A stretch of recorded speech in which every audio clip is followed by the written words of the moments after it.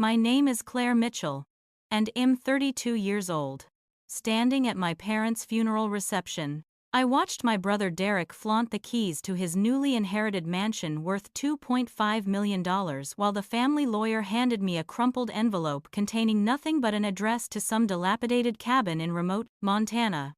As relatives whispered about the obviously unfair distribution and Derek smirked at me across the room, I felt the final confirmation of what I'd suspected my entire life. I was the forgotten daughter, the one who never quite measured up, the disappointment they couldn't wait to be rid of. The humiliation burned through me as I clutched that envelope, tears threatening to spill. But I refused to give Derek the satisfaction of seeing me break. Before we dive into what happened next, I'd love to know where you're watching from. Drop your location in the comments below. If you're ready to hear how this story of betrayal turned into something nobody saw coming, go ahead and smash that like button and subscribe so you don't miss what I found hidden in that broken cabin. Trust me, you won't believe where this goes. The pattern had been set since childhood, so consistent that I'd almost stopped noticing the sting of it. Derek, 2 years older than me, had always been the golden child, receiving the best gifts at every birthday and Christmas, the newest gaming systems and designer clothes, while I got practical items like school supplies and second-hand books. When he wanted to attend an expensive private high school, our parents pulled strings and paid the $40,000 annual tuition without hesitation. But when I earned a full academic scholarship to State University, they responded with a polite nod and moved on to discussing Derek's latest interest. Every accomplishment I achieved seemed to vanish into thin air the moment I shared it. While Derek's most minor achievements were celebrated like he'd won a Nobel Prize. I worked 3 jobs throughout college to pay for living expenses and books while Derek backpacked through Europe for 6 months on the family credit card, posting photos of himself at the Eiffel Tower and the Colosseum, while I served tables at a diner until 2 in the morning. After graduation, I became a registered nurse at County General Hospital, working double shifts in the emergency room, saving lives on a daily basis. But my parents never once asked about my work beyond a cursory question before pivoting to discuss Derek's latest failed business venture. And there were many ventures, each one funded generously by our parents, despite the inevitable collapse. First, there was the organic juice bar that lasted 4 months before Derek got bored and abandoned it, leaving Mom and Dad to settle the lease and outstanding debts. Then came the cryptocurrency investment firm that turned out to be Derek barely understanding blockchain, while losing $60,000 of their retirement savings. After that, a boutique clothing store, a tech startup with no actual product, and finally a real estate flipping scheme that ended when Derek realized he'd have to do actual physical work. Through it all, I kept my head down and built my career, earning certifications in trauma nursing and eventually becoming a shift supervisor. But family dinners remained the same torture they'd always been. Derek would dominate every conversation with stories that somehow made his failures sound like noble attempts at entrepreneurship, while our parents hung on his every word, asking follow-up questions and offering encouragement for his next sure-to-fail idea. When I tried to mention that I'd been nominated for a Nursing Excellence Award, Dad would glance at his watch, and Mom would suddenly remember she needed to check on dessert, and the conversation would shift back to Derek before I could finish my sentence. I told myself it didn't matter, that I was building something real while Derek coasted on charm and parental enabling, but every dismissal carved a little deeper into my sense of self-worth. So when Mr.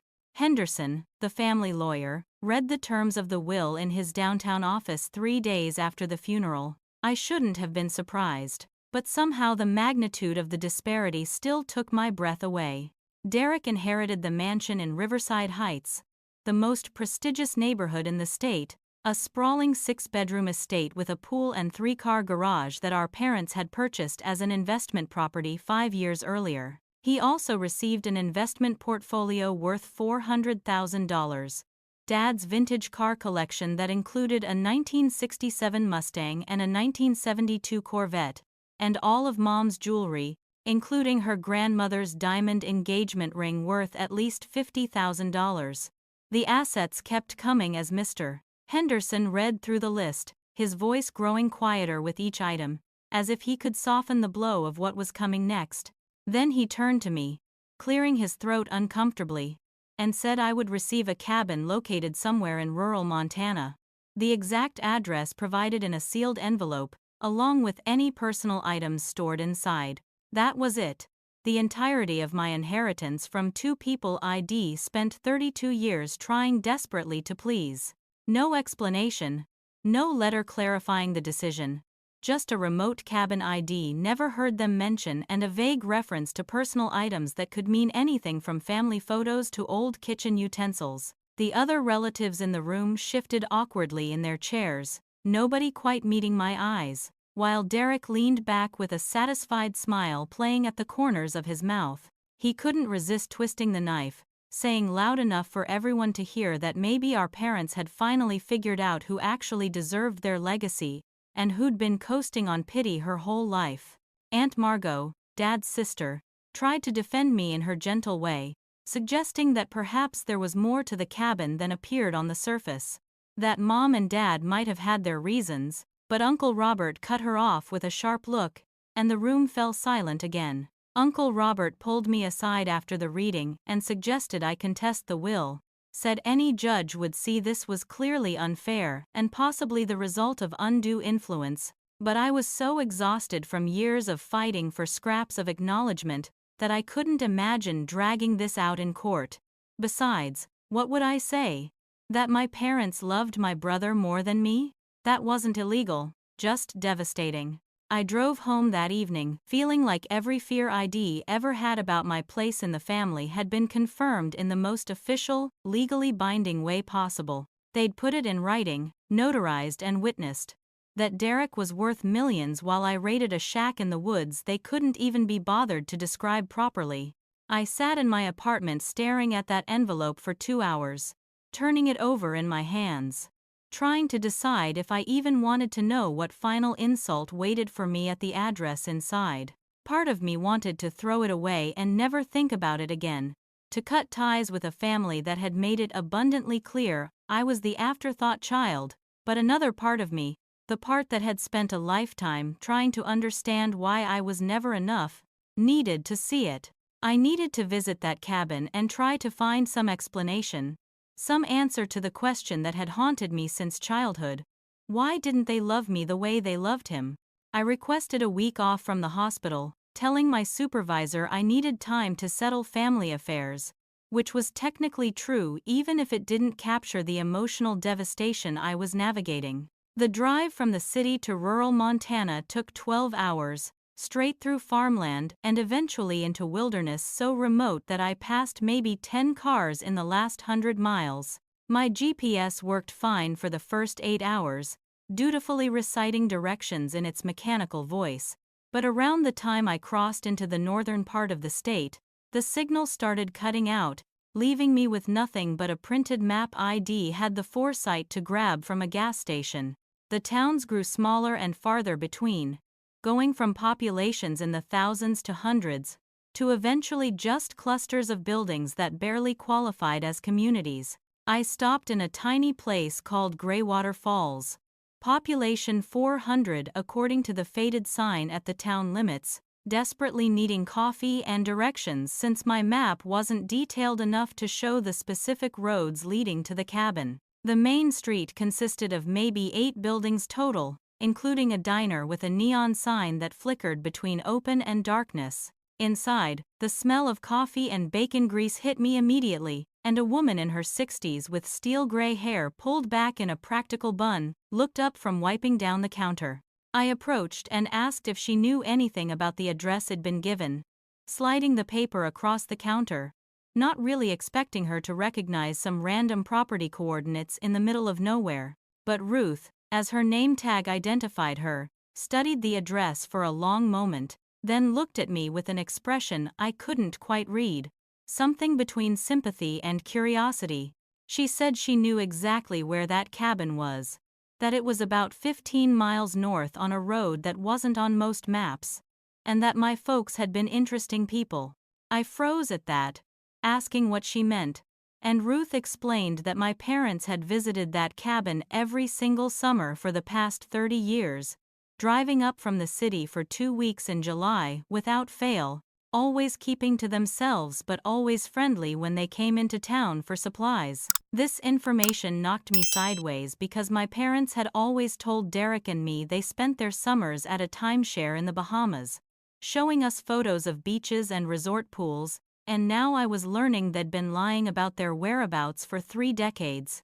Ruth must have seen the confusion on my face because she poured me a cup of coffee without asking and told me to sit down for a minute. She sketched out directions on a napkin, warning me that the road turned from paved to gravel to barely a trail, and that I'd need to watch for a specific lightning-struck pine tree as the landmark for the final turn. As she drew, she made a comment about the place having history, that my folks were always very particular about the property, very protective, and that I should keep an eye out because not everyone in town was happy about outsiders owning land up that way. I asked what she meant, but Ruth just shook her head and said some folks had been trying to buy that property for years and my parents always refused, and now that they were gone, those folks might see an opportunity. Armed with Ruth's hand-drawn map and a growing sense that I was missing major pieces of a puzzle I didn't even know existed, I headed north into increasingly dense forest. The paved road became gravel after about 8 miles, then narrowed to a dirt path that forced me to slow to a crawl to avoid the worst of the potholes and rocks. Pine trees pressed in from both sides, so thick that sunlight barely penetrated, creating an eternal twilight that made me check my watch to confirm it was actually early afternoon. I spotted the lightning-struck tree Ruth had mentioned, a massive pine split down the middle and blackened from some long-ago storm, and turned onto what could generously be called a trail but looked more like a deer path that happened to be wide enough for a vehicle. The cabin appeared suddenly through a break in the trees, and my first thought was that this had to be a mistake, that surely my parents wouldn't have intentionally left me something this decrepit. The structure looked at least 100 years old, maybe older, with a roof that sagged dangerously in the middle and windows so covered in grime and cracks that I couldn't see inside. The front porch had rotted through in several places, making the steps up to the door look like a lawsuit waiting to happen, and the entire building leaned slightly to one side, as if it might collapse with the next strong wind. Weeds had overtaken whatever yard might have once existed, growing waist-high and tangling around the foundation, while the shutters hung at odd angles or had fallen off entirely, leaving dark rectangular spaces like missing teeth. I sat in my car for 20 minutes, just staring at this ruin and trying to reconcile it with the image of my parents as successful, put-together people who valued appearance and status.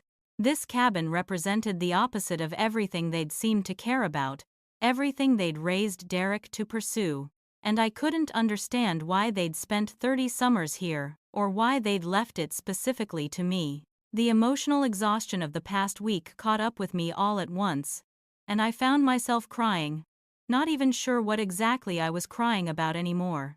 Was it grief over losing my parents? Anger at the lifetime of being treated as less than?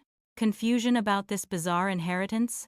All of it seemed to crash down at once, and I let myself fall apart in the privacy of my car, surrounded by pine trees and the sound of wind through branches. Eventually, I pulled myself together enough to approach the cabin, testing each porch step carefully before putting my full weight on it.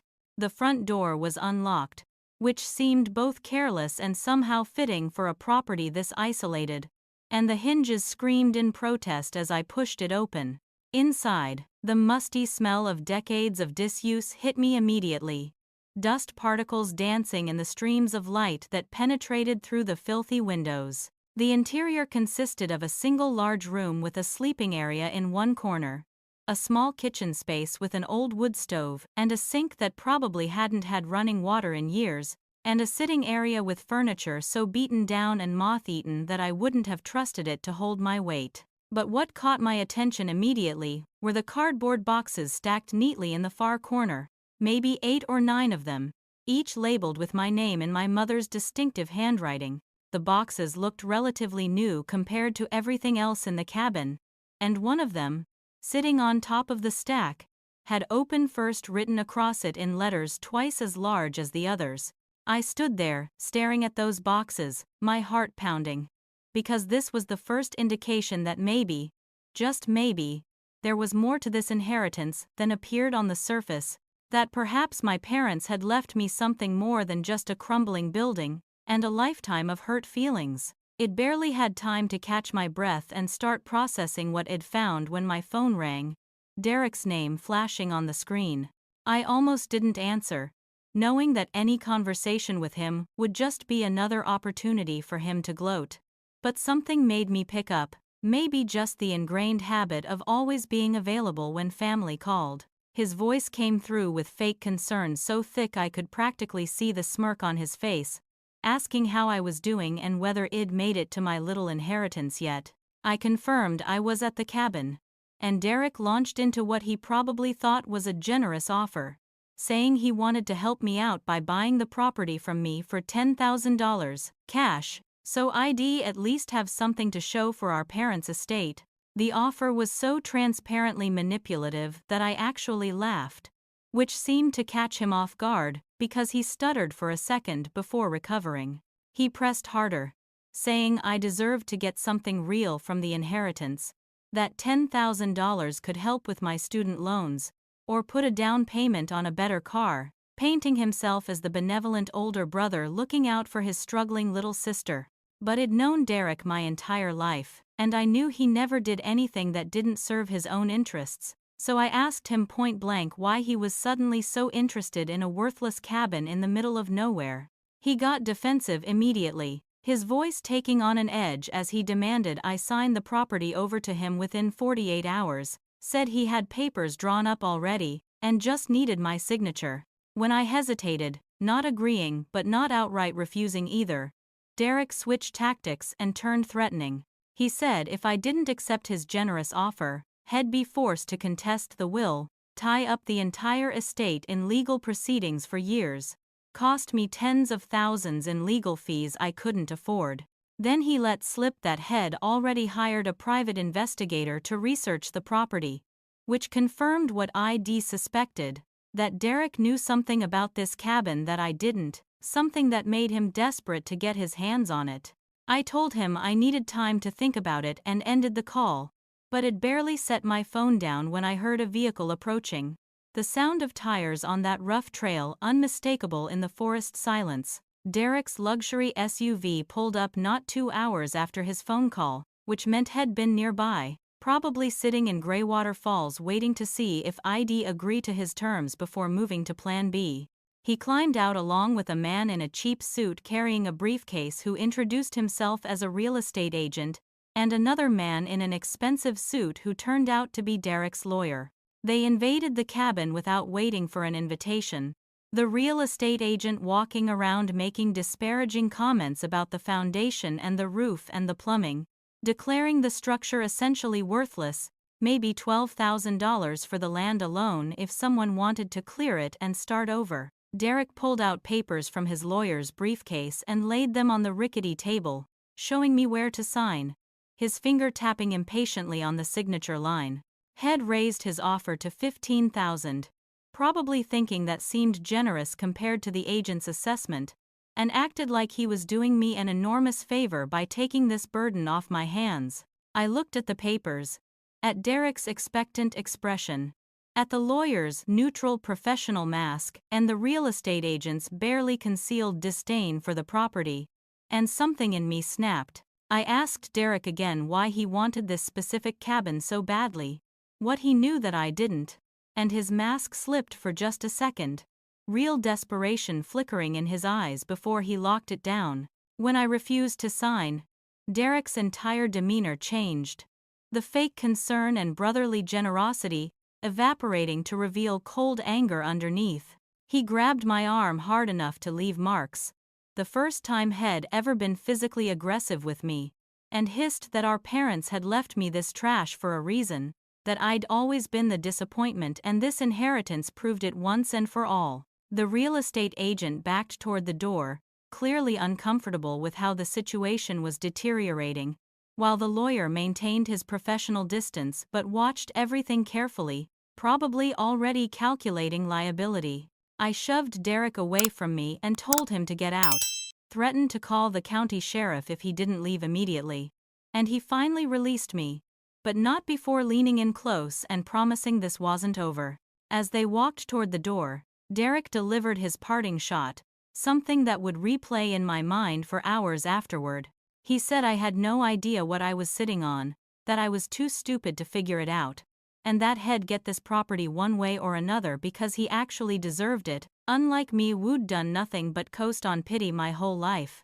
The three of them drove away in a cloud of dust, leaving me shaking with adrenaline and anger, but also with the absolute certainty that Derek's desperation meant this cabin had real value, significant value, enough to make him abandon even the pretense of caring about me or following social norms. I locked the cabin door, tested it twice to make sure it was secure, and turned my attention back to those boxes with my name on them. Whatever my parents had left me here, it was worth enough that Derek had hired investigators and lawyers, and was willing to threaten and physically intimidate me to get it.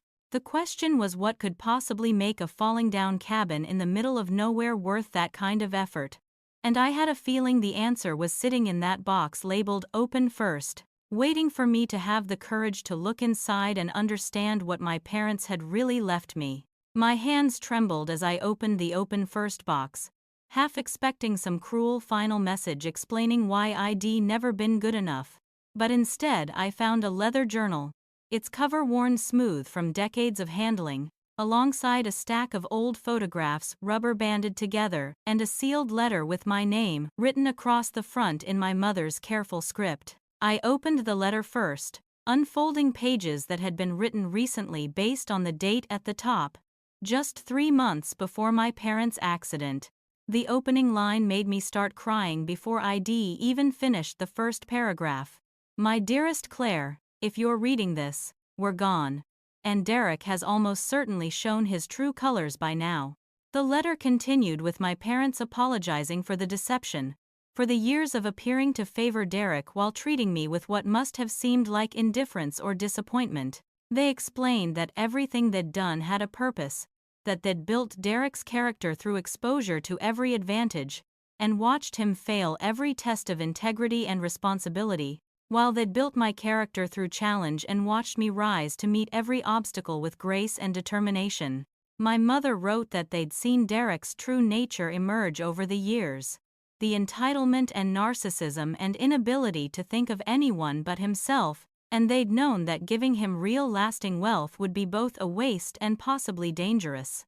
The letter referenced something called the foundation beneath and mentioned 30 years of preparation, instructions to look for a loose floorboard under the eastern window, the one that looked out toward the mountains. I set the letter aside and picked up the journal, flipping through pages of entries that spanned 3 decades, starting from the summer after I was born. The entries were written in some kind of code or shorthand that I didn't immediately understand, dates and numbers and abbreviations that seemed to reference surveys and tests and assessments, but without context, I couldn't make sense of most of it. The photographs showed my parents at various ages, always at this cabin or somewhere on the property, sometimes alone and sometimes with serious-looking men in business attire, everyone gathered around documents or geological maps spread across tables. I moved to the eastern window, testing floorboards until I found one that shifted under pressure, and pried it up carefully to reveal a metal lockbox underneath,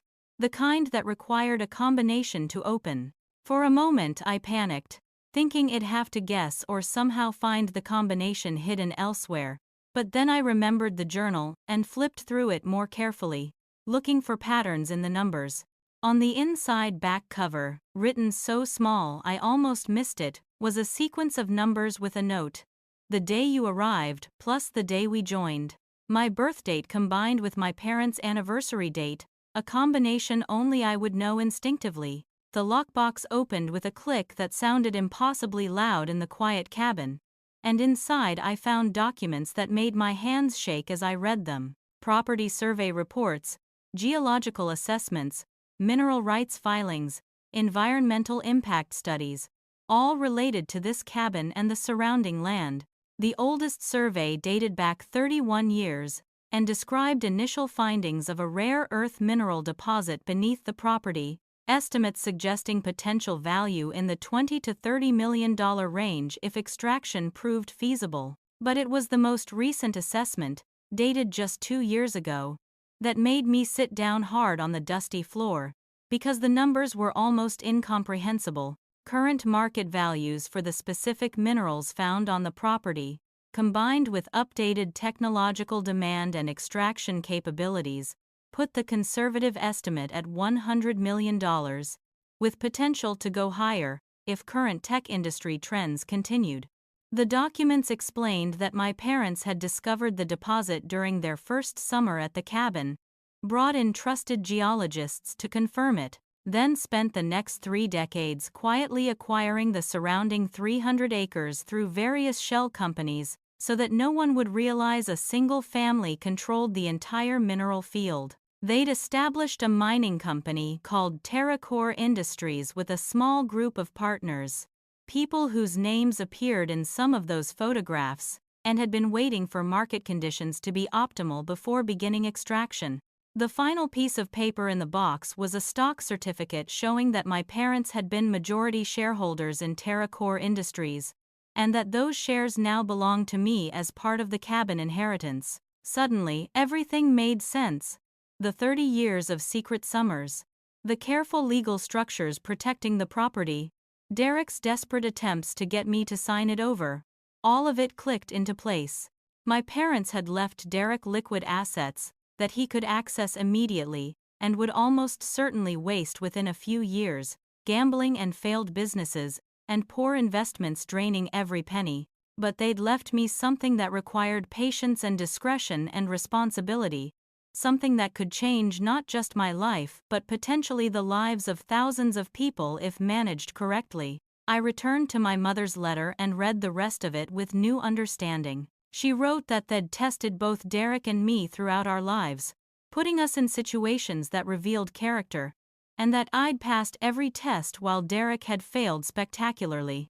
The years of apparent favoritism toward Derek had been them giving him every possible advantage to see if he'd develop responsibility and integrity, while the years of challenge for me had been preparing me to handle wealth of this magnitude without it corrupting or destroying me. They acknowledged the pain they'd caused, said they'd debated telling me the truth while they were alive, but decided it was too risky with Derek's unpredictable behavior and growing financial desperation. The letter ended with instructions to contact their attorney, Patricia Donovan, within 30 days, and to trust no one else with the information about the mineral deposit until ID met with her and understood the full legal protections they'd put in place. My mother wrote that they loved me more than I could possibly know, that every hard moment had been preparation for this, and that they were sorry for the pain, but confident I would understand, and eventually forgive them. I sat on the floor of that broken cabin, surrounded by documents worth a fortune, and cried harder than I had since their funeral. But this time the tears were relief and understanding mixed with the grief, because I finally knew that I hadn't been unloved or forgotten, just prepared for something they knew Derek could never handle. The emotional overwhelm was intense, swinging between joy at discovering I'd been loved all along, and anger that they'd let me suffer for so many years thinking otherwise. But underneath it all was a growing fear because Derek clearly suspected something about this property's value, and if he was willing to threaten and intimidate when he only suspected, what would he do if he found out the truth? And I had no illusions about Derek's capacity for escalation. I'd watched him destroy relationships and business partnerships when things didn't go his way, seen him blame everyone but himself for his failures, and now I was the obstacle standing between him and what he'd see as rightfully his despite having done nothing to earn it. I gathered all the documents carefully, returned them to the lockbox, and hid it in a new location, then started reading through my mother's journal more carefully, trying to decode her shorthand and understand exactly what I'd inherited and how to protect it. 3 days after I'd refused to sell him the cabin, Derek returned, And this time he didn't bother with the pretense of concern or family bonds. He arrived with two men who looked like exactly what they were: hired muscle meant to intimidate me into compliance. Derek introduced them as property assessors, there to verify the cabin's condition for insurance purposes. But neither of them carried any equipment or credentials, and the way they positioned themselves blocking the door made their real purpose clear. I refused them entry, told Derek to leave or I'd call the sheriff, and he laughed in my face, saying I was being paranoid and difficult like always, that he was just trying to help me manage this property properly. When I didn't back down, Derek's temper flared in a way I'd rarely seen even during our worst childhood fights. He accused me of hiding something, said I must have found something in the cabin that made me think it was valuable, and demanded to know what it was. His voice got louder with each accusation, and the two men head brought took a step closer, trying to use their physical presence to make me nervous enough to comply. One of them tried forcing the cabin door open, shouldering against it hard enough that the old wood cracked, and that's when I pulled out my phone and actually dialed the county sheriff's office, speaking loudly enough that Derek could hear me reporting an attempted break-in and requesting immediate assistance. The mention of law enforcement made the two hired men exchange a glance and back off, clearly not interested in getting arrested for what Derek was paying them. And after a tense moment where I genuinely thought Derek might do something violent, he turned and stalked back to his vehicle. The three of them drove away just as a sheriff's department cruiser appeared on the trail, and I filed an official report with Deputy Jackson, a weathered man in his 50s who'd probably handled every kind of rural crime imaginable. He took my statement seriously, documented the damage to the door, and said he'd have a talk with Derek about respecting property rights, but he also warned me that this was technically a civil matter between family members, and unless Derek committed an actual crime, there wasn't much law enforcement could do beyond warnings. Deputy Jackson also mentioned, almost casually, that Derek had been in town asking questions about property records and mineral rights, visiting the county clerk's office and the historical society, clearly trying to research what made this land special. The deputy suggested I get security cameras installed and maybe think about staying somewhere else until family tensions cooled down. But where else was I going to go? This cabin, despite its decrepit state, was mine, and more importantly, it contained the only evidence I had of my parents' real intentions and the legacy they'd left me. I thanked Deputy Jackson for his help and promised to be careful, then watched him drive away, feeling more alone and vulnerable than I had since arriving. That night, someone cut my car's brake lines. I discovered it in the morning when I was about to drive into town for supplies and noticed a puddle of brake fluid under the vehicle, the liquid still dripping from a clean slice through the brake line that was definitely not from natural wear or road damage. I called Deputy Jackson immediately, and he came out to investigate, bringing a mechanic from town who confirmed that the cut was professional, someone who knew exactly what they were doing and where to make the incision for maximum danger. The mechanic said if I'd driven on mountain roads with failing brakes, I could have easily gone off a cliff or crashed head-on into another vehicle, and the tone in his voice made it clear he was talking about attempted murder, not just vandalism. Deputy Jackson took photographs and samples, talked about sending evidence to the state crime lab, but we both knew that proving Derek was behind it would be nearly impossible without witnesses or direct evidence. He did mention installing security cameras again, more urgently this time, and I agreed, ordering a system online that would arrive in 2 days. In the meantime, I was effectively trapped at the cabin without transportation, dependent on Ruth from the diner to bring me groceries when I called her. Feeling like a prisoner in the property I'd inherited, the isolation that had seemed peaceful initially now felt threatening. Every sound in the forest making me jump, every car engine in the distance making me wonder if Derek was coming back. Then, Derek filed a legal injunction claiming our parents had been mentally incompetent when they wrote their will, arguing that no rational person would leave one child millions, while giving the other, essentially nothing unless they were suffering from dementia or undue influence. he hired expensive lawyers from a downtown firm, the kind that advertised on billboards and boasted about winning impossible cases, and they produced 3 witnesses willing to testify that our parents had shown signs of cognitive decline in their final months. I knew the witnesses were Derek's friends. People had probably paid to lie, because I'd seen my parents just weeks before their death and they'd been sharp as ever, but proving that in court would be my word against 3 sworn testimonies.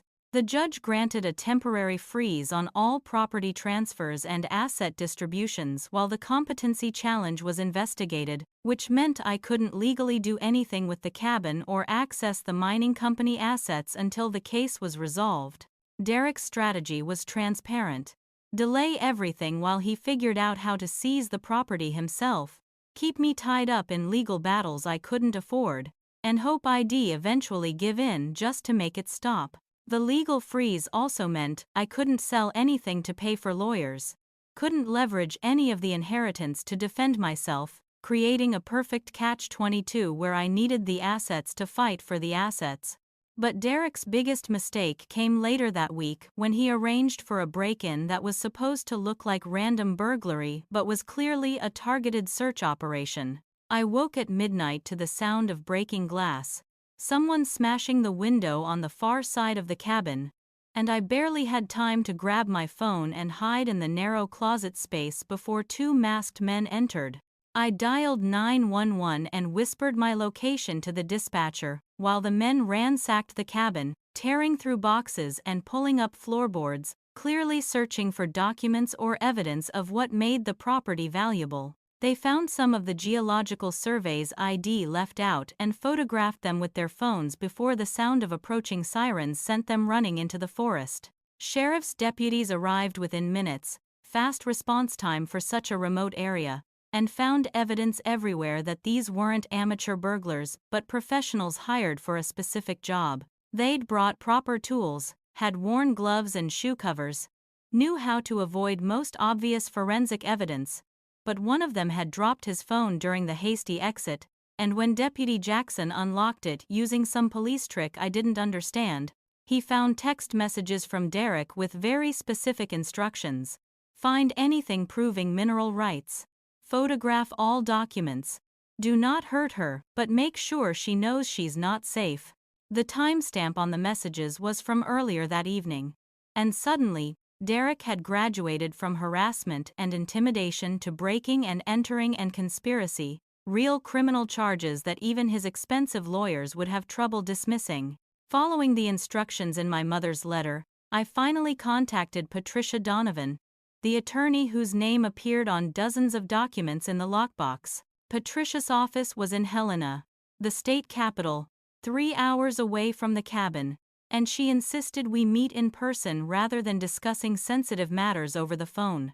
I hitched a ride with Ruth, who was driving to Helena for a medical appointment anyway, and spent the journey learning more about Ruth's relationship with my parents. She told me they'd been friends for decades, that her family had originally owned some of the land that my parents had purchased, and that my father had always treated her fairly and honestly, which was rare in her experience with people buying up rural properties. Patricia Donovan's office was in a modest building near the Capitol, nothing flashy or pretentious, and the woman herself was probably 65, with steel gray hair cut in a no-nonsense style and eyes that assessed me carefully as we shook hands. She began by expressing condolences for my parents' death, then got straight to business, explaining that she'd been their attorney for 28 years, and had helped structure all the legal protections around the cabin property and the mining company. She pulled out a thick file containing decades of documentation and began walking me through the full scope of what I'd inherited, numbers that still seemed impossible even though I'd been trying to process them for days. Patricia confirmed that the conservative current estimate for the mineral deposit was $100 million, but she emphasized conservative because 3 major technology companies were in a bidding war for exclusive extraction rights, and competition was driving potential values even higher.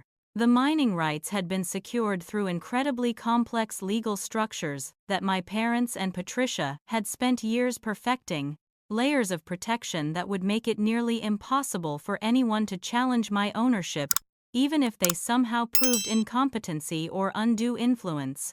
She explained that even if Derek succeeded in his legal challenge to the will, the mining rights existed in separate corporate structures that weren't part of the estate distribution, meaning they'd transfer to me regardless of what happened with the cabin itself. Patricia had prepared extensively for the challenge she knew was coming because my parents had warned her about Derek's character and predicted his behavior almost perfectly. She showed me medical records from my parents' doctors confirming they'd undergone thorough cognitive assessments just 2 months before their death specifically to preempt any competency challenges, and every assessment showed them functioning at perfect mental capacity. But the most powerful piece of evidence was a video recording my parents had made 3 months before the accident, sitting in Patricia's office with witness and cameras, explicitly explaining their reasoning for the inheritance distribution. I watched the video and cried through most of it because it was like having one last conversation with them, hearing them explain in their own words what they'd been trying to teach me all those years. My father spoke first, his voice calm and measured, saying they'd given Derek every advantage life could offer, and watched him squander each one with entitlement and poor judgment. He detailed the 5 failed businesses they'd funded, the gambling debts they'd covered twice when Derek promised he'd quit, the lies and manipulation they'd endured while hoping he'd eventually mature. My mother picked up where he left off, talking about how they'd seen me work 3 jobs to put myself through college, watched me build a career helping others, noticed how I never asked them for anything even when I struggled because I'd learned early that asking led to disappointment. They explained they'd staged situations throughout our lives specifically to test character, opportunities where Derek and I could choose integrity or expedience, and I'd consistently chosen the harder right path while Derek took shortcuts and blamed others when things fell apart. The video included specific examples I'd forgotten or never known about, times when they'd deliberately left money or valuables accessible to see if either of us would steal, when they'd shared confidential information to see if we'd gossip, when they'd asked us to help people with nothing to gain to see if we'd show compassion. Every test had revealed the same pattern. Derek acted in self-interest while I tried to do what was right even when it cost me. The video concluded with my father looking directly into the camera and saying, "Claire, you earned this inheritance, not through our favor, but through your character." Every hard moment was preparation because wealth this significant can destroy people who aren't ready for it. We've watched Derek destroy every opportunity we gave him, and we can't in good conscience give him the means to destroy himself completely. You have the strength and values to handle this responsibility, and more importantly, to use it for good rather than just personal gratification. We were harder on you because we knew you could handle it. We failed Derek by making life too easy. Forgive us for the pain we caused, but know that every moment had purpose. Patricia let me compose myself after the video ended, then introduced me to the rest of the team my parents had assembled. First was Marco Santos, a mining engineer who'd been consulting on the project for 15 years and knew every detail of the geological surveys and extraction potential. Marco was probably 40, with the weathered look of someone who spent significant time outdoors, and he explained the deposit with enthusiasm that made clear he loved his work. The rare earth elements under the cabin property were crucial for modern technology manufacturing, used in everything from smartphones to electric vehicles to renewable energy systems, and current market demand was insane because most deposits existed in countries with unstable political situations. Marco walked me through updated projections showing that 3 major tech companies were currently in a bidding war for exclusive extraction rights, and the competition was pushing potential contract values well above the initial $100 million estimate. Had been working with my parents to ensure any extraction would be done using environmentally responsible methods, minimizing impact on the surrounding forest and water systems, because they'd been adamant that the legacy they left me shouldn't come at the cost of destroying the land. The level of planning and care they'd put into this over 30 years was staggering. Every detail considered, every potential problem anticipated and addressed. But the biggest surprise came when Patricia revealed that my parents had a silent partner in the original land acquisition, someone who'd been working with them from the beginning and who had crucial testimony about their mental state and intentions. That partner was Ruth, the diner owner who'd been helping me since I arrived in Greywater Falls. Ruth's family had owned the original land where the mineral deposit was discovered, and when my parents approached her grandparents about purchasing it 40 years ago, Ruth's grandfather had insisted on a profit-sharing agreement rather than an outright sale, wanting his family to benefit from whatever the land produced long-term. My parents had honored that agreement, giving Ruth's family a percentage of future mining proceeds, and Ruth had been involved in the planning and decision-making throughout. Ruth provided written testimony describing my parents' mental sharpness just weeks before their death, detailing conversations they'd had about the inheritance and their concerns about Derek's behavior. She also testified to Derek's suspicious activities in Greywater Falls over the past year, how he'd been asking questions about property values and mineral rights, and how she'd personally overheard him trying to bribe the county clerk to alter property records or provide confidential information about my parents' landholdings. The county clerk had refused and reported the attempted bribery, creating an official record of Derek's illegal behavior that would undermine his entire competency challenge. Patricia assembled all this evidence into a comprehensive response to Derek's lawsuit, and she filed it with the court along with a countersuit alleging harassment, intimidation, and attempted theft of property through fraudulent means. She'd also reported the text messages found on the burglar's phone to the district attorney's office, and criminal charges were being prepared against Derek for conspiracy to commit burglary and destruction of property. For the first time since this nightmare began, I felt like I had real protection, like I wasn't fighting alone against Derek's resources and complete lack of morals.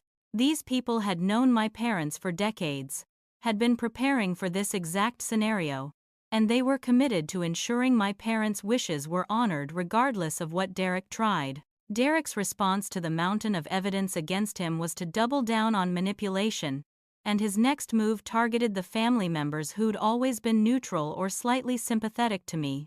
He called Aunt Margot and Uncle Robert, spinning an elaborate story about how I'd unduly influenced our parents in their final months, poisoned them against him, and was now trying to steal the family legacy with fabricated evidence and conspiracy theories about mineral deposits. He painted himself as the victim trying to protect our parents' true intentions while evil. Scheming Claire worked with greedy lawyers and mining companies to deprive him of his rightful inheritance. Aunt Margot, who'd always been kind to me in her quiet way, called me in tears saying she didn't know what to believe anymore, that Derek had shown her documents proving he'd visited our parents dozens of times in their final year while he'd been kept away. The documents were fabricated, easily provable lies since he'd been working double shifts at the hospital during most of that time and barely saw our parents except for major holidays, but Margot wanted to believe Derek because he was emotional and insistent, and played the role of wounded son perfectly. Uncle Robert was more aggressive, calling to say I should be ashamed of myself for tearing the family apart over money, that our parents would be horrified to see me being so selfish. Derek convinced both of them to provide testimony supporting his competency challenge, testifying that our parents had seemed confused in their final months and had expressed concern that I was pushing them to change their estate plans. It was all lies. But they believed him, because Derek had always been charismatic and convincing, able to make people see whatever version of reality served his purposes. Watching family members I'd known my entire life turn against me based on Derek's manipulation was almost worse than Derek's direct attacks, because it meant he was destroying relationships that could never be fully repaired even after the truth came out. But Derek's most audacious move was producing a new will that supposedly dated from 1 week before our parents' death, a document claiming they'd changed their minds and decided to split the estate equally between Derek and me. The forgery was sophisticated, using authentic-looking letterhead from Patricia's firm and including notary stamps and witness signatures that appeared legitimate at first glance. Derek must have paid significant money for a quality fake, probably tens of thousands, to get something convincing enough to fool a casual examination, and he filed it with the court as newly discovered evidence that invalidated the will I'd been relying on. Patricia identified the forgery immediately because she knew every document that had ever gone through her office, and this wasn't one of them. The supposed signing date was during a week when she'd been on vacation in Europe, easily proven through passport stamps and hotel records, and the notary stamp was from a county our parents had never visited. She requested a forensic document analysis, and within days, experts confirmed the paper was wrong age. The ink was recent, despite the supposed date, and the signatures were traced copies of genuine signatures from other documents rather than natural writing. Derek had committed multiple felonies by creating and filing this forged will, and Patricia immediately filed motions to have him sanctioned and potentially charged with fraud. While the legal case built against him, Derek launched a media campaign designed to destroy my reputation in the court of public opinion. He contacted the local newspaper with an exclusive story, giving interviews where he cried on camera about being betrayed by his younger sister, about our parents' final wishes being ignored by a greedy daughter who'd always been jealous of him. The newspaper ran headlines like, "Daughter steals dying parents' legacy while devoted son gets nothing." Accompanied by photos Derek provided of himself with our parents at various family events, carefully curated to show him as the loving son and me as conspicuously absent. Derek created social media accounts dedicated to telling his version of events, posting old family photos with captions about how he'd sacrificed everything to care for our parents, while I abandoned them to pursue my career. He tagged my coworkers and friends, sent messages to people at the hospital where I worked, spread rumors that I was under investigation for stealing pain medications from the pharmacy to fund my legal battles. The hospital administrator called me in for a concerned discussion about the allegations being made online and the impact they might have on the hospital's reputation, and I could see in her eyes that even though there was no evidence, the mere existence of accusations made her question whether keeping me employed was worth the potential public relations problems. My coworkers, people I'd worked alongside for years, started treating me differently after seeing Derek's media posts. Some were openly hostile, believing I must be guilty of something if my own brother was making such serious allegations. Others were just awkward and distant, not sure what to believe but uncomfortable being associated with someone accused of elder abuse and theft. I'd spent years building relationships at that hospital, earned respect through hard work and dedication, and Derek destroyed it all in a matter of weeks, with carefully crafted lies and social media manipulation.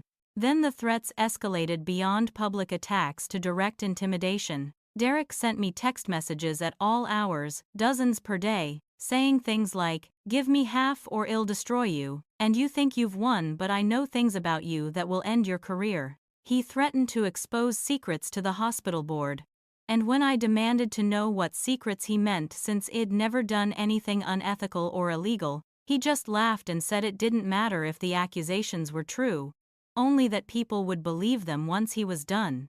The manufactured scandal came 2 days later when someone filed an anonymous tip with the state medical licensing board claiming I'd been diverting prescription pain medications from the hospital pharmacy for personal use. The accusation included specific dates and medication names, detailed enough that the licensing board was required to investigate, and the hospital suspended me pending the outcome even though I'd never had access to those specific medications on those specific dates. Derek sent me a message minutes after I got the suspension notice. "Drop the fight or lose everything. Your choice." I had a full panic attack at work when I received the suspension letter, hyperventilating in the staff bathroom while a coworker pounded on the door asking if I was okay. I wasn't okay. I was drowning under the weight of Derek's attacks, watching my career and reputation disintegrate, while legal fees mounted, and I had no income to pay them. Patricia assured me the licensing investigation would clear me once they reviewed the actual pharmacy logs and security footage, but the process could take months, and in the meantime, I was suspended without pay, unable to work in the profession I'd spent a decade building. Derek offered a new deal through his lawyers.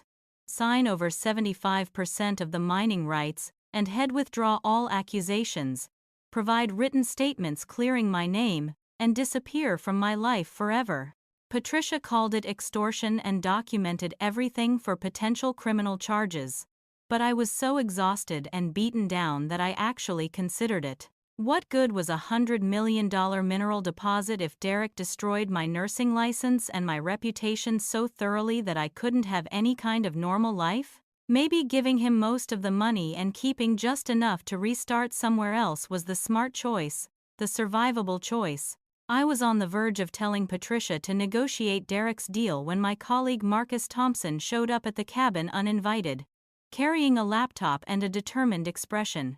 Marcus and I had worked together for 6 years, had bonded over difficult cases and long shifts, and I'd once saved his daughter's life when she came into the emergency room with a severe allergic reaction. He said he'd been watching Derek's media campaign and knew it was bullshit. Had been quietly documenting Derek's visits to the hospital over the past month, and had found something I needed to see. Marcus opened his laptop and showed me security footage from the hospital, time-stamped and dated, proving I was nowhere near the pharmacy during the times the anonymous tip claimed I'd been stealing medications. But more importantly, he had footage of Derek meeting with a hospital employee named Janet, one of the pharmacy technicians, in the parking lot multiple times. Marcus had suspected something was wrong, and had started recording the meetings, and had captured audio of Derek paying Janet $5,000 to file the false accusations against me with the licensing board, and provide fake documentation to make the accusations seem credible. Marcus had risked his job to gather this evidence, had spent hours reviewing security footage and documenting everything in case the hospital tried to delete the recordings, and had done it because 6 years ago I'd stayed 3 hours past my shift to sit with his terrified daughter and explain every step of her treatment until she felt safe.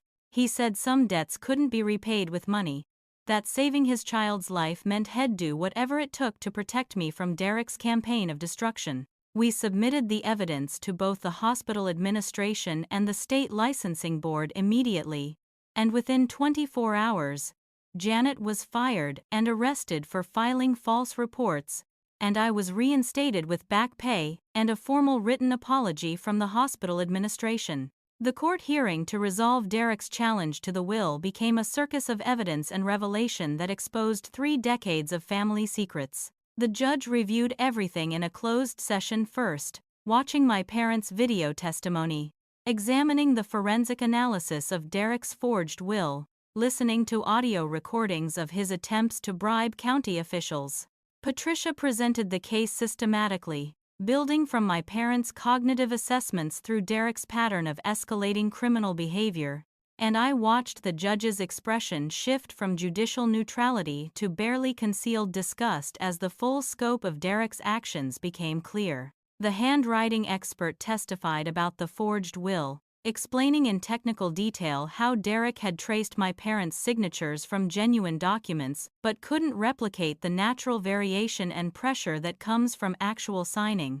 The paper dating specialist showed that the document had been created weeks after my parents' death despite the supposed date, the ink composition wrong for the time period claimed.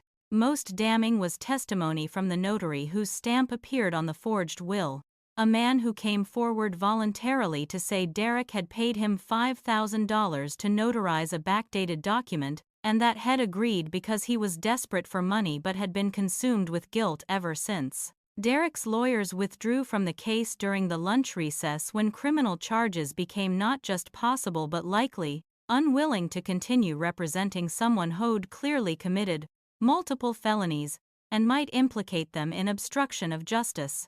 Derek tried to represent himself for the afternoon session, which was a disaster because he had no legal training and didn't understand courtroom procedure. He kept interrupting, objecting to things that weren't objectionable, and generally making himself look both incompetent and unhinged in front of the judge who would decide his case. But the real explosion came when the judge put Derek on the witness stand and began questioning him under oath about his actions over the past months. Patricia had advised that Derek's character was relevant to the competency challenge since he was arguing our parents weren't mentally sound enough to intentionally disinherit him, meaning his own behavior and history became fair game for examination. Under cross-examination, Derek's carefully constructed victim narrative collapsed completely. Patricia asked him directly if he'd known about the mineral deposit before our parents' death, and Derek couldn't maintain the lie under oath, admitting he'd hacked into their email account 6 months ago and found correspondence with the mining company. That admission opened the floodgates because suddenly Derek's entire defense was revealed as fraudulent. Had known about the valuable mineral rights before the will was read, had known our parents intentionally structured the inheritance to keep him away from that specific asset, and everything he'd done since was a calculated attempt to steal property he knew he wasn't entitled to. Patricia pressed harder, and Derek's composure completely shattered. He admitted to hiring the men who cut my brake lines, though he claimed he'd only meant to scare me, not actually hurt me, which was somehow supposed to make attempted murder more acceptable. He confessed to orchestrating the break-in to search for documents, to creating the forged will because he deserved half the estate regardless of what our parents wanted, to paying Janet to file false accusations with the licensing board.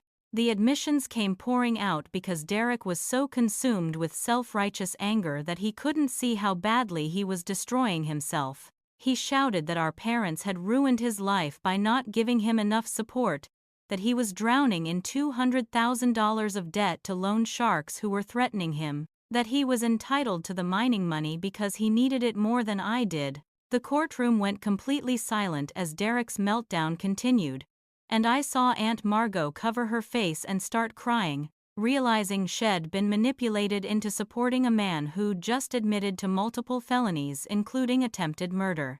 Derek blamed everyone but himself. Said our parents owed him because they'd chosen to adopt him rather than having a second biological child, and if they'd really loved him, they would have given him the tools to succeed instead of testing him constantly. The judge had heard enough and held Derek in contempt, but before the bailiff could approach, Patricia played her final card. She revealed that during Derek's testimony, he'd mentioned finding another document in our parents' home safe, something he'd discovered months ago and kept hidden. Patricia demanded he produce it immediately under penalty of additional contempt charges, and Derek, looking trapped and desperate, pulled folded papers from his jacket pocket. The document was adoption papers. Official court records showing that Derek had been adopted at age 3, something I'd never known because our parents had never told either of us. The papers included the name of Derek's biological mother, and as Patricia read the name aloud, I heard Aunt Margot gasp. Derek had known for years that Aunt Margot was his biological mother, that she'd gotten pregnant at 17 and given the baby to her older sister to raise because she couldn't manage single motherhood as a teenager. The adoption was supposed to be a secret kept within the family, and our parents had promised to treat Derek as their own biological child.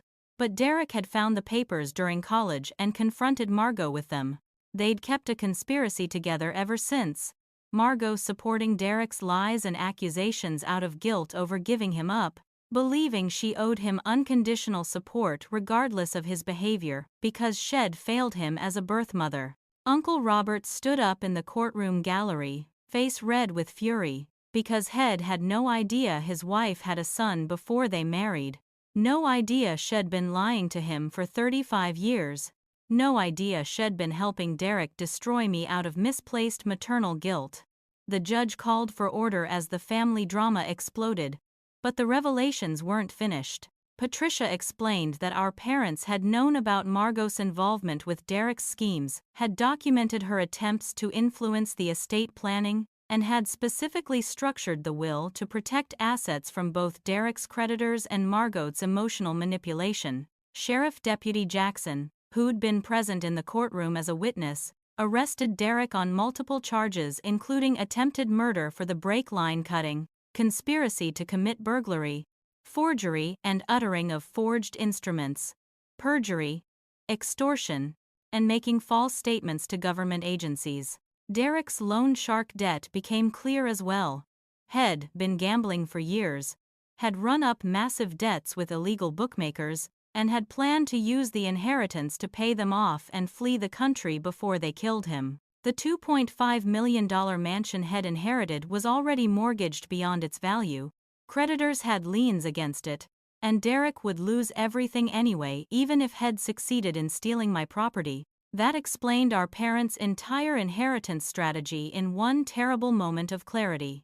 They'd known Derek was in financial trouble, known he had dangerous people after him for debt repayment, and they'd structured the estate to give him liquid assets that his creditors could seize while protecting the mining rights in corporate structures that were judgment-proof. They'd tried to give Derek enough to satisfy his immediate debts while keeping the long-term valuable assets safe from both his poor judgment and the criminals he owed money to. It was a final attempt to protect both their children, giving Derek something while ensuring he couldn't destroy the family's real legacy.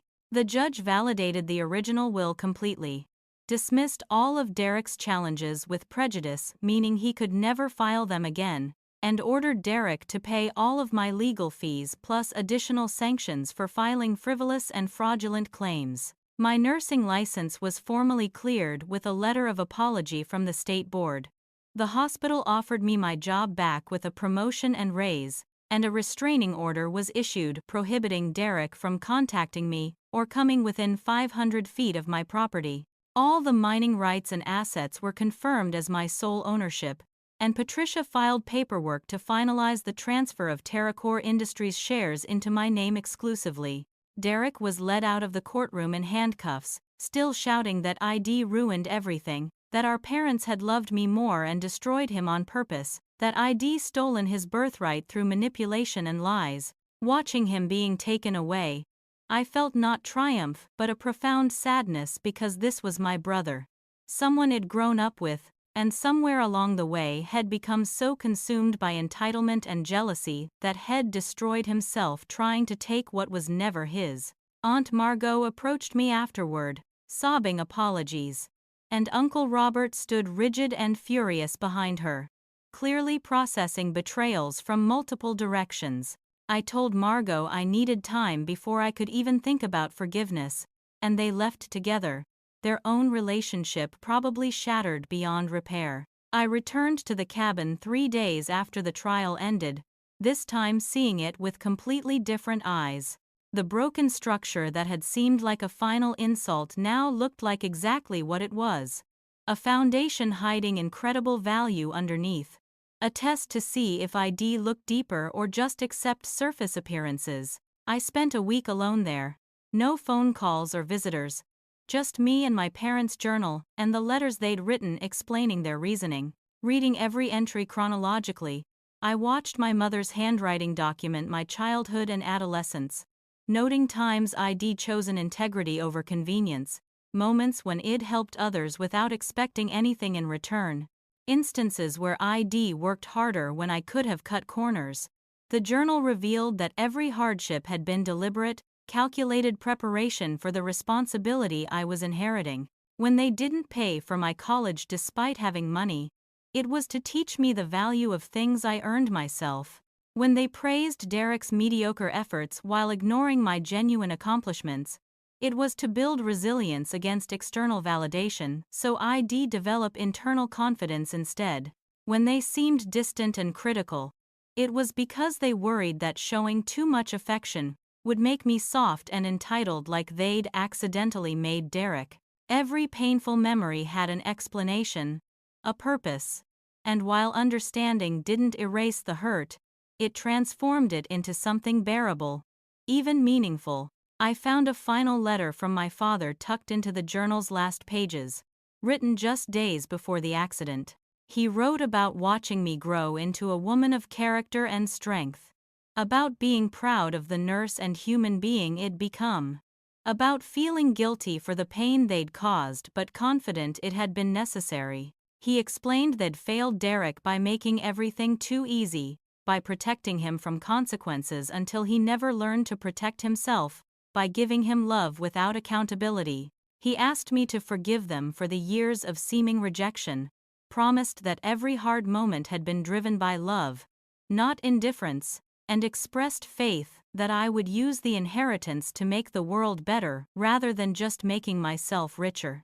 I drove to their graves for the first time since the funeral, brought flowers, and sat on the grass having a long, one-sided conversation with them. I thanked them for trusting me with this legacy, told them I understood finally why they'd done things the way they did, and forgave them for the pain even though I still wished they'd found a less agonizing way to prepare me.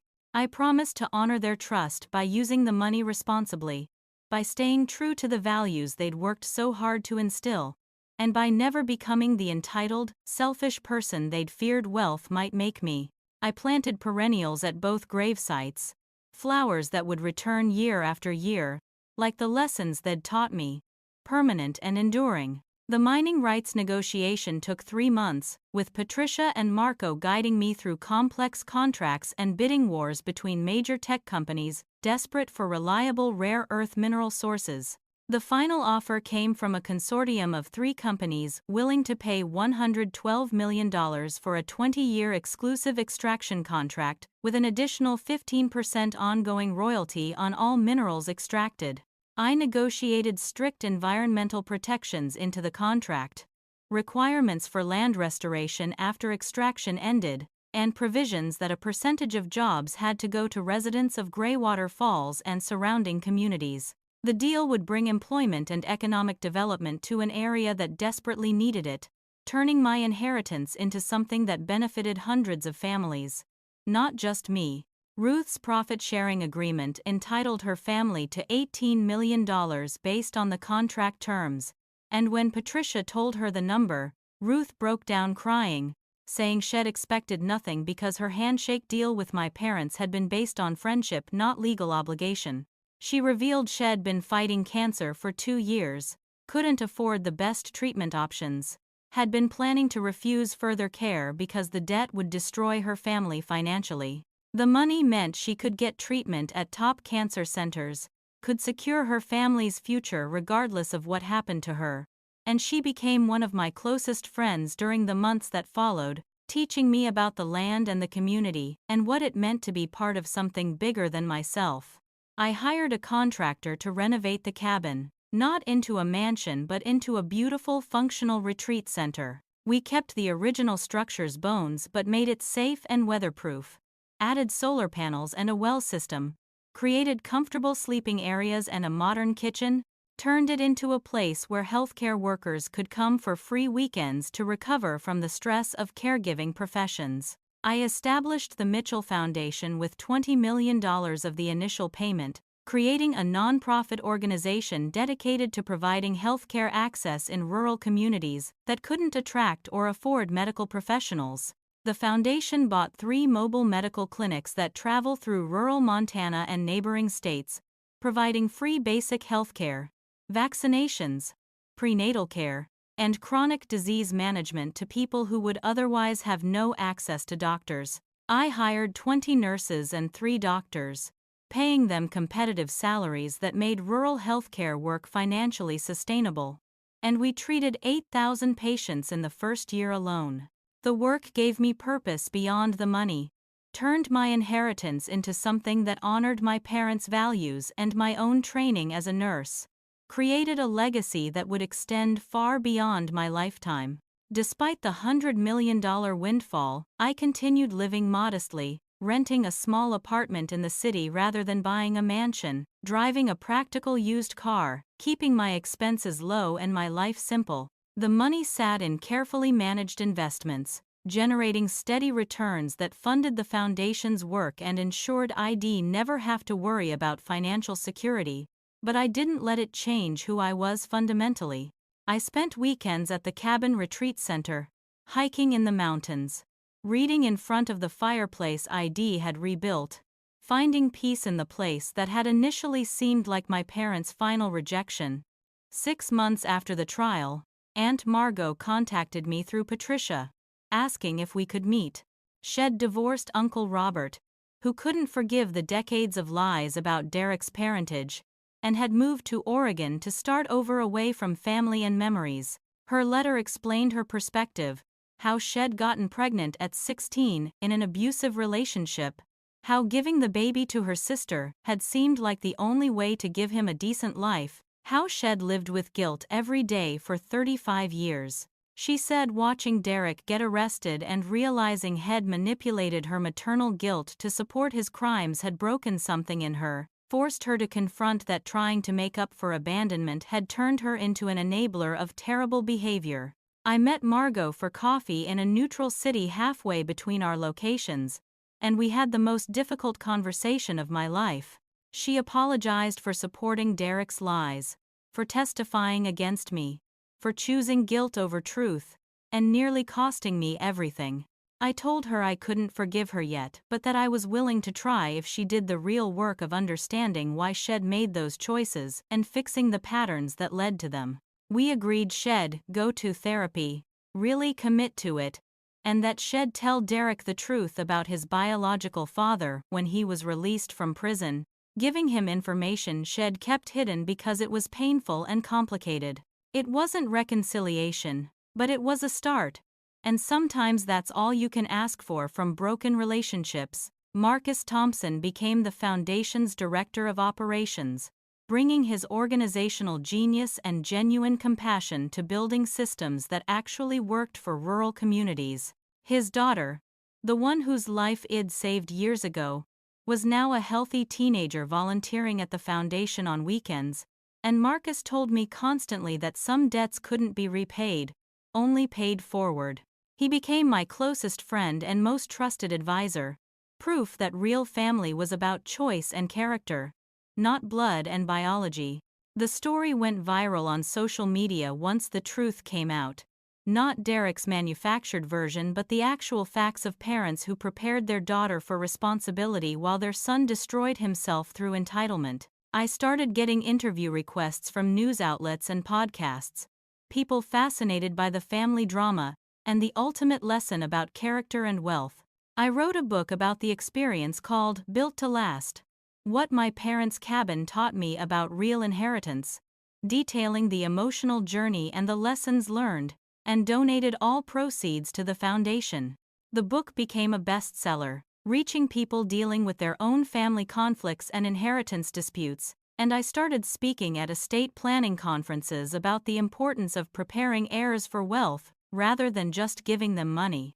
2 years after my parents' death, I stood on the cabin's newly rebuilt porch watching sunset paint the mountains gold and pink, my mother's journal open in my lap to the final entry she'd written. She'd described watching me graduate from nursing school, how proud she'd been even though she hadn't said so, how confident she'd felt that I would handle the cabin legacy with grace and wisdom. I started writing my own entry in the journal, continuing the family tradition, reflecting on everything I'd learned about love and loss, and the complicated ways people show care. I wrote about how my parents had given Derek comfort and me capability, how his mansion had been beautiful but hollow, while my cabin had been ugly but contained everything valuable underneath. I acknowledged the pain of years spent feeling unloved but expressed gratitude for the strength that pain had built in me, the resilience that made it possible to handle wealth without it destroying my sense of self or purpose. I recognized that fair doesn't always mean equal, that sometimes the hardest path is the greatest gift, and that parents who challenge you may love you more than those who spoil you because they're preparing you for reality rather than shielding you from it. The lesson I'd learned and wanted to share was that real inheritance isn't money or property, but the person you become earning it. Without the testing, the fortune might have destroyed me the way it would have destroyed Derek, turned me into someone entitled and shallow who measured worth by dollar signs rather than character. My parents gave me something more valuable than $100 million. They gave me the strength to handle that $100 million without it changing my core values. And that was the real gift, the lasting legacy that would survive long after the mining money was spent. I framed a quote from my mother's final letter and hung it in the cabin's main room where every visitor to the retreat center would see it. We gave Derek what he wanted. We gave you what you needed. Forgive us if it hurt. But trust us that it was love. I looked at those words every day and felt the truth of them settle deeper each time. The understanding that I'd never been forgotten or unloved, just prepared for something bigger than I could have imagined. The broken cabin wasn't punishment but promise, and it'd proven worthy of everything hidden beneath its rotting floorboards. 3 weeks ago, I received a letter from Derek in prison. He'd completed a substance abuse program and was attending therapy required by his sentencing. And his letter sounded different from anything he'd written before.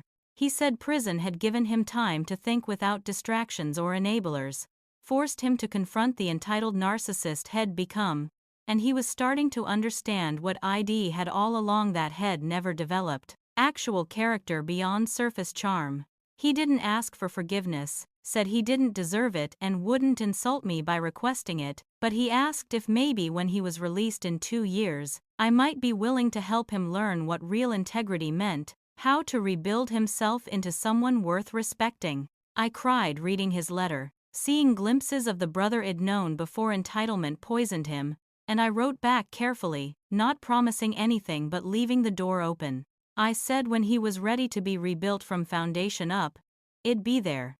Because that's what family does when family actually tries to change. The story wasn't over. The work of healing wouldn't be finished in my lifetime. But I'd learned that transformation was possible even from the most broken starting places. I'd lived that lesson myself, walking into a collapsed cabin and finding a fortune, going from the forgotten daughter to the keeper of a legacy worth more than money could measure.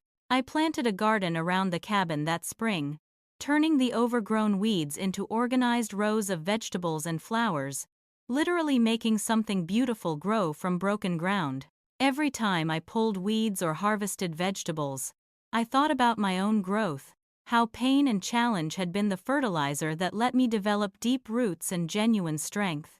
It started as the daughter who got scraps while her brother got everything, and I'd become the woman who understood that scraps can contain more value than mansions, if you know how to look beneath the surface and do the work of building something real. Now, I want to hear from you.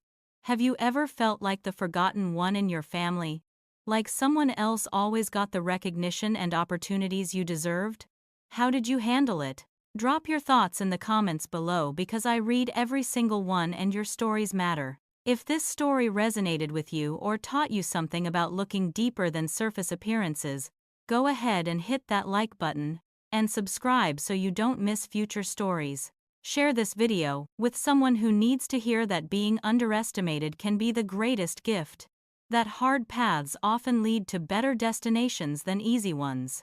Thank you so much for watching and listening to my journey from a broken cabin to understanding what real inheritance means. I hope it inspires you to look for the value hidden beneath difficult circumstances in your own life, to trust that challenges might be preparation rather than punishment, and to remember that character always outlasts comfort. Take care of yourselves, be kind to each other, and never judge an inheritance by its appearance because sometimes the most valuable gifts come wrapped in the ugliest packages.